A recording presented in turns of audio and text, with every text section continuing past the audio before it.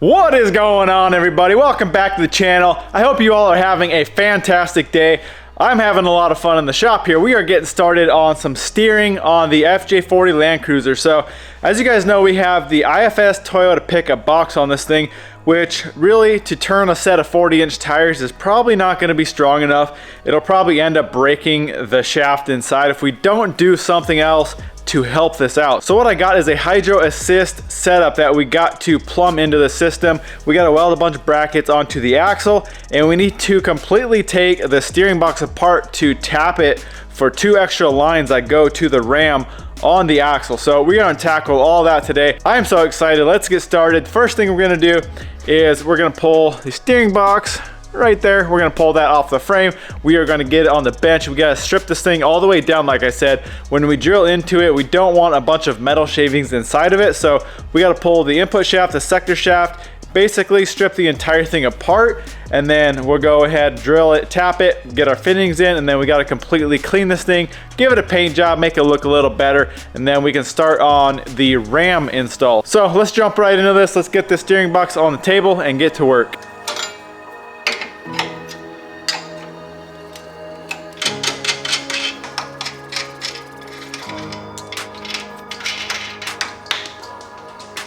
The first thing we want to do before we even start taking this box apart is get this sector shaft centered. So the input shaft will have about 4 1/4 turns. So you'll go one way, you'll mark it, you go the other way, you'll mark it, and then you'll just go in the center, you'll move the input shaft 2 1/8 turns. Put a mark on the box, put a mark on the sector shaft, so that when we put this thing back together, we can get the sector shaft and everything aligned up correctly and centered. Now we're gonna clamp this thing in the vise, pull the sector shaft out first. It's the 4 14mm bolts on the top of the box. We'll pull those 4 bolts out, and then we'll just grab a rubber mallet, something soft, and hit the sector shaft out. It should come right out, and then we can work on getting the input shaft out. Again, there's 4 14mm bolts on the input shaft. There's also a 10mm Allen on the top of the pump that we need to pull off in order to get the input shaft out.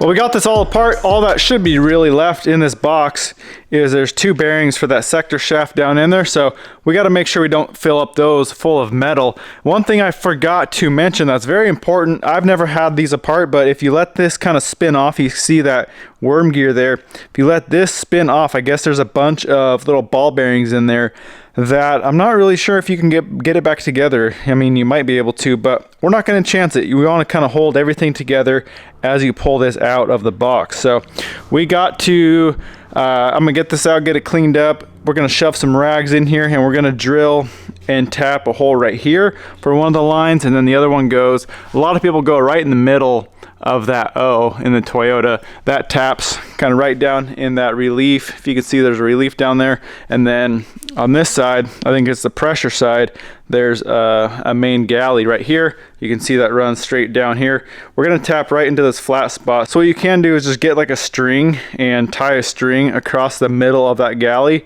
and then just use your punch a hole and drill it right there for the fitting. As far as the fittings go, from Frigola, we got what are they, a 1/4 MPT to a number 6. I think that's a JIC 6, not an AN. I believe they're actually kind of the same, but I guess the JIC is made for hydraulics. So we got these are steel.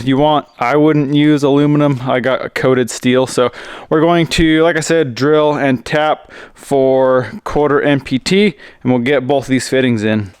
One thing I'm going to do that should help keep a lot of the shavings out of the box is kind of clamp the box to where the shavings, when they go inside, when you drill all the way through and when we're tapping, the shavings will fall out of these main big holes. So instead of having the box standing straight up like I did originally, I'm going to tilt it down so that when I drill in through the top of the box, the shavings will come out the main input shaft hole. And then when I do the fitting on the rear, drill that out, I'm going to flip the box completely upside down so that the shavings will come out of the sector shaft hole. And that should keep the box a lot cleaner and help the metal stay out of these bearings that are in the bottom of this box.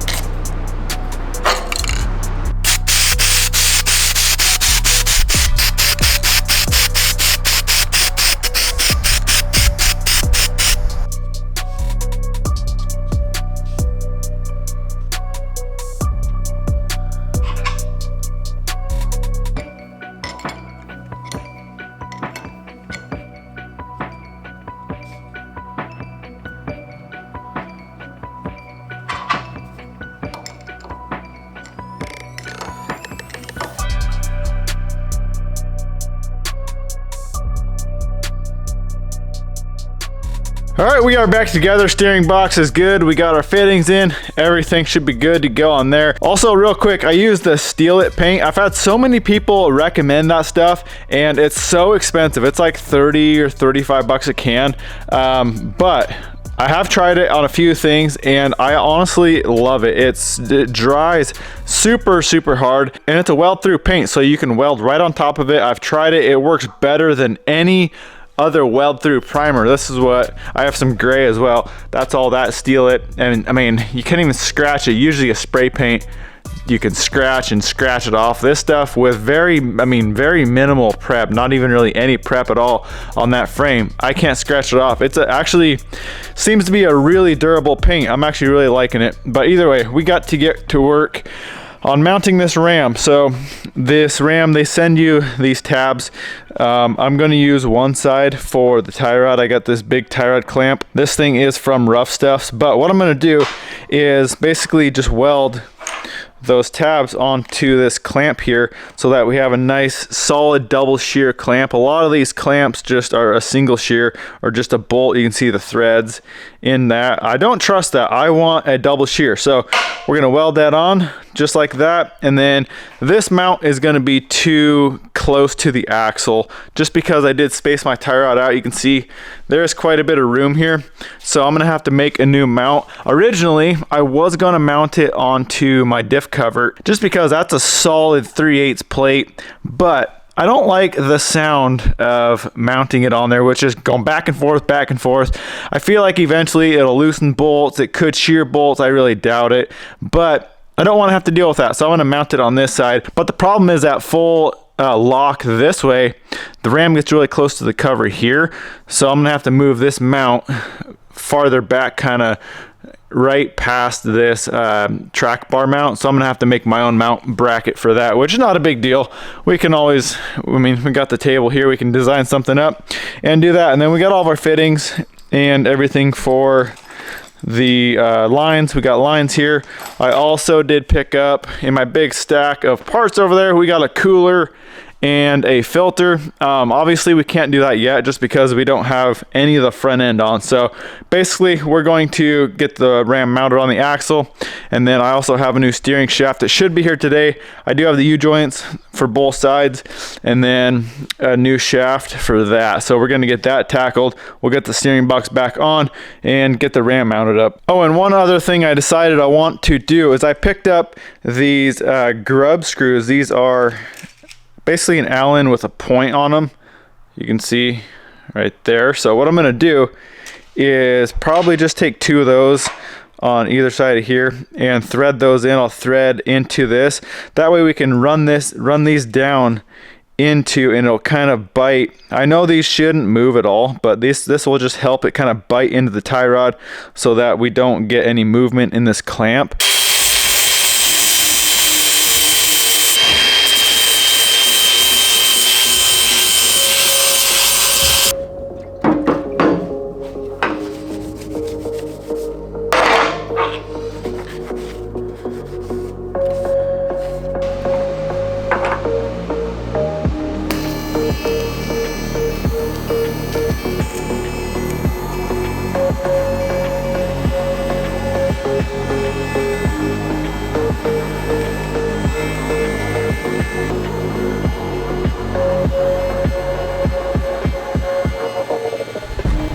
You know, over the last few months when I've been TIG welding, every once in a while, it'll act like I run out of gas or something. It just starts welding like crap until I noticed this today. I got a hole in my line. So I ordered up a new torch and everything. I went actually with a flex lock torch, but we're gonna fix this for now. I just got this really thick adhesive lined heat shrink that we're gonna use on that. And also it was kind of kinking right out of this dense connector. So I put some of that on there. That's gonna help stiffen that up.